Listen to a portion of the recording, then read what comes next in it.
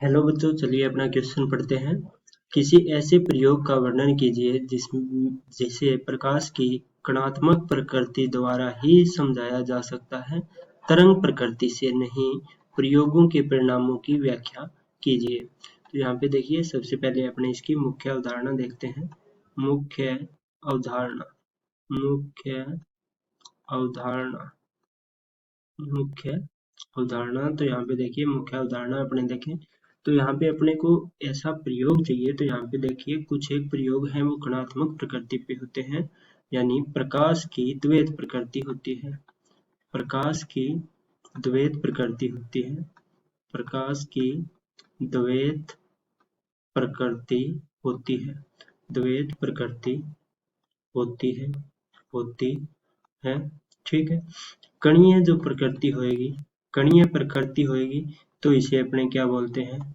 कणीय प्रकृति है तो इसे अपने कणात्मक बोलते हैं। ठीक है, कणात्मक भी बोल देते हैं या कणीय प्रकृति बोलते हैं। ठीक है, एक अपने पास होती है तरंग प्रकृति। ठीक है, तरंग प्रकृति। तो दोनों के अलग अलग प्रयोग रहते हैं। ठीक है, दोनों के हिसाब से अलग अलग प्रयोग रहते हैं। ये अपने पास हो गई मुख्य उदाहरण। अब देखिए, ऐसा प्रयोग अपने को समझाना है जो ओनली किस पे हो? कणात्मक प्रकृति से समझाया जा सकता हो, तरंग से नहीं। तो यहाँ पे देखिए, कणीय प्रकृति प्रयोग अपने यहाँ पे कणीय बताना है, तो कणीय प्रकृति प्रयोग। कणीय प्रकृति प्रयोग। तो कणीय प्रकृति प्रयोग देखिए कौन सा है अपने पास? प्रकाश विद्युत प्रभाव। प्रकाश विद्युत प्रभाव। प्रकाश विद्युत प्रभाव। ये अपने पास एक ऐसा प्रयोग है जो कि किस पे निर्भर करता है? प्रकाश की कणीय प्रकृति पे निर्भर करता है। वो कणीय प्रकृति से ही इसे क्यों समझाया जा सकता है, तरंग से क्यों नहीं? तो इसके लिए देखिए, अपने यहाँ पे बताएंगे कि जो प्रकाश है, यहाँ पे देखिए कि जो प्रकाश विद्युत प्रभाव है, इस प्रयोग में प्रकाश की जो ऊर्जा है, ठीक है, इस प्रयोग में अपने आपतित प्रकाश की ऊर्जा, इस प्रयोग में आपतित प्रकाश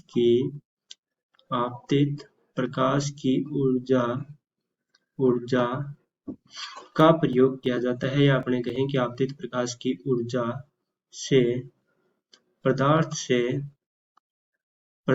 से इलेक्ट्रॉन निकालने के प्रयोग को प्रकाश विद्युत प्रभाव या पीईई बोलते हैं इसे। ठीक है, प्रयोग को पीईई कहते हैं। तो देखिए, प्रयोग में होता क्या है कि यदि अपने कोई पदार्थ मान ले, ये अपने कोई पदार्थ है। ठीक है, प्रत्येक पदार्थ के क्या होते हैं? पदार्थ के अंदर इलेक्ट्रॉन होते हैं। इन इलेक्ट्रॉन को अपने को बाहर निकालना है। ठीक है, तो यहाँ पे देखिए, यदि अपने प्रकाश गिरा रहे हैं, यहाँ पे प्रकाश गिराएं, तो प्रकाश जो है वो अपने पास क्या होना चाहिए? फोटोन के रूप में होना चाहिए, क्योंकि बिना ऊर्जा के इलेक्ट्रॉन है वो बाहर नहीं निकलेंगे। ठीक है, तो यहाँ पे जो प्रकाश है वो क्या होना चाहिए? ऊर्जा के पैकेट के रूप में होना चाहिए। ऊर्जा के पैकेट है वो किस रूप में होते हैं? फोटोन। यानी फोटोन एक क्या है? ऊर्जाओं का बंडल है। तो यहाँ पे जो प्रयोग किया गया था, इसमें जो प्रकाश आया था उसकी कुछ ऊर्जा थी, यानी वो किसमें थे? फोटोन रूप में थे। फोटोन रूप में जब होते हैं तो ये पदार्थ की कैसी प्रकृति है? फोटोन फोटोन प्रकाश की कणीय प्रकृति है। प्रकाश की कणीय प्रकृति है। ठीक है, तो इसलिए इसे तरंग से नहीं दर्शाया जा सकता, क्योंकि तरंग के रूप में जब प्रकाश होएगा तो उसकी अपनी ऊर्जा है वो अपने नहीं बता सकते कि इसकी किस रूप में है। तो यहाँ पे देखिए, फोटोन के रूप में आएगा तो इसकी कुछ ऊर्जा होएगी। ठीक है, ये जो ऊर्जा है ये अपने पास ज्यादा होनी चाहिए पदार्थ के कार्यफलन से, तब अपने को प्रकाश विद्युत प्रभाव है वो देखने को मिलता है, क्योंकि ज्यादा होएगी। तो देखिए, कुल ऊर्जा है वो किसके बराबर होएगी? पहले कार्यफलन के रूप में खर्च होएगी, बाकी जो ऊर्जा बचेगी वो गतिज ऊर्जा के रूप में निकलेगी। तो गतिज ऊर्जा अपने को क्या मिल जाएगी? E minus phi naught. तो ये अपने को गतिज ऊर्जा के रूप में मिल जाएगी और इसे ही प्रकाश विद्युत प्रभाव की गतिज ऊर्जा समीकरण कहा गया था, या इसे आइंस्टीन आइंस्टीन समीकरण कहा गया था। आइंस्टीन समीकरण, तो ये समीकरण ही प्रकाश विद्युत प्रभाव समीकरण है, उसको दर्शाती है। तो यहाँ पे देखिए, ऐसे प्रयोग जिसमें कणात्मक प्रकृति हो और प्रयोग के परिणामों की व्याख्या कीजिए। तो प्रयोग में क्या क्या हुआ था, देखिए प्रयोग के परिणाम क्या थे। यहाँ नंबर 1 की आपतित प्रकाश की जो ऊर्जा है, आपतित प्रकाश की ऊर्जा, ठीक है, या आवर्ती के रूप में देखें, आपतित प्रकाश की आवर्ती, ठीक है, दहली आवर्ती से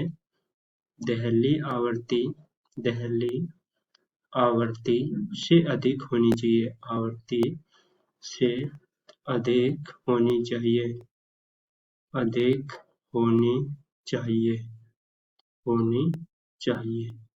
ठीक है, यानी न्यू जो है वो क्या होना चाहिए, ज्यादा होना चाहिए न्यू नॉट से। ये इसका परिणाम था। दूसरा परिणाम क्या हुआ कि इलेक्ट्रॉन की संख्या जो है, ठीक है, जो निर्गत हो रहे हैं उन इलेक्ट्रॉनों की संख्या जो है वो समानुपाती होती है तीव्रता के, प्रकाश की तीव्रता के समानुपाती मिले, ठीक है। एक ये अपने को परिणाम मिला। फिर देखिए थर्ड परिणाम क्या मिला कि जो गतिज ऊर्जा है वो समानुपाती होती है जो भी अपने पास आपतित प्रकाश की ऊर्जा की आवर्ती जो होती है, तो गतिज ऊर्जा है वो समानुपाती है आवर्ती न्यू के, ठीक है। और एक परिणाम क्या मिला था, देखिए और अपने को परिणाम मिला था कि जो गतिज ऊर्जा है, ठीक है, गतिज ऊर्जा जो है वो तीव्रता पर निर्भर नहीं करती, तीव्रता पर निर्भर